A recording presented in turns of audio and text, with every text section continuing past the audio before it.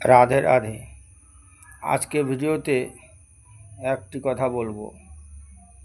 কৃষ্ণ ভকত যেই নর, শুভ অশুভ নাহি তার।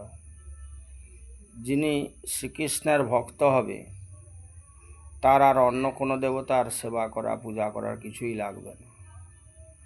আর অন্য দেবতার পূজা করলেও শ্রীকৃষ্ণের পূজা করা হয়, কিন্তু অন্য অন্য দেবতারা মুক্তির সন্ধান জানে না, আর শ্রীকৃষ্ণের আরাধনা করলে মুক্তির সন্ধান পাওয়া যায়। সেই জন্যে জীবনিত্য কৃষ্ণদাস ভাগবতে কয়, জীব মাত্রেই শ্রীকৃষ্ণের দাস, শ্রীকৃষ্ণ ছাড়া কোনো গতি নাই। এই মনুষ্য জীবন থেকে উদ্ধার হতে হলে কেবলই শ্রীকৃষ্ণের আরাধনা করতে হবে, ভজনা করতে হবে, জপ করতে হবে। রাধে রাধে।